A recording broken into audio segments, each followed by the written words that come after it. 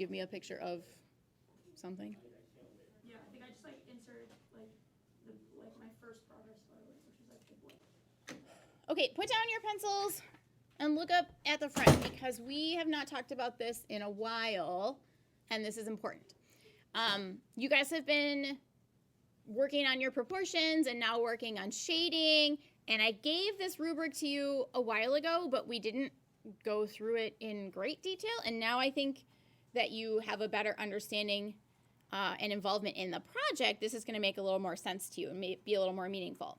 So out of 100 points that this project is being graded on, 25 are, do you have accurate proportions on your figure? So in other words, your contour lines drawn accurately within the grid, okay? So we're going straight from the photo on that, okay? Anything that doesn't match the photo, that's what we're looking for there, all right? The second part is that your values are replicated accurately according to the photo, okay? So more, I think, than maybe any other art project that we do, this is being heavily graded on accuracy because we're working to improve those visual observational skills, okay? When we have people that get their portfolios reviewed by colleges and by art schools, observational drawing is always the biggest skill that I hear that those post-secondary schools want to see. Okay, so that's why we focus on this in art too, because then whether you go into 2D art or 3D art or IB, those observational skills are very, very foundational to the future work that you could potentially be doing. Okay, so values are replicated according to the photo, full range of lights and darks. So like we just talked about, if it gets a little scary as you're starting to put your values in, you should be doing that white paper test that we talked about. So does, say, the highlight of your drawing compare to the white of the photo in a particular way? Is it a little bit darker? Is it a lot darker? Is it, oh, that's darker than I thought it was, right? And then you do the same comparison on your drawing. So how do my highlights compare to the white paper? And then how did the photo compare to the white paper? So you're making those comparisons on both your photo and your drawing, okay? Now, third criteria, your shading quality demonstrates full control of the material. So in other words, spelled it right out for you, few to no stroke marks are showing and no finger smudging. Your fingers should not be touching your drawing at all. It's not that it's cheating, it's bad quality, okay? So instead, what we are doing is we're using our pencil to build up the values in light layers of shading, just like we did in Art 1 with the Shape and Value project. You're going to see me do it in the demos. The idea is that you're just using the shading quality of the pencil itself, and then through that layering process and filling in those stroke marks, you're making a smooth appearance. Question? Would you be able to tell if I use my fingers? Yes, I can tell if you use your fingers. Any other questions? So what I recommend is if you particularly say you're shading, right?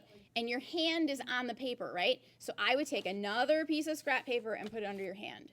And then make sure that that scrap paper is not dragging across the paper. Right. Yeah, we want like a smudge-free zone. Good question. Okay, so that is shading quality. And then our last one is grid lines are fully erased. We've talked about that. Drawing is carefully handled. Edges and corners are intact, not crumpled, stained, creased, rolled. So this is the stage where I know you guys are putting in the work to take your drawing home, bring it back to school again, and you should be, so that's a good thing. Be careful in how you are caring for that piece of paper, okay? You have to kind of baby it and be gentle with it and be very cautious with it so that as it's rolled, you're not bumping it or creasing it or knocking it, because the rolled state of paper is very fragile. It puts it at risk, because if you have something knock into it, not only is it going to crease the side that got hit, but it's you're now like doubling or quadrupling or whatever, right? That same crease because it's rolled. Okay, so it's a dangerous state for that to be in, so be careful. And then the final work and photo art presentation, quality.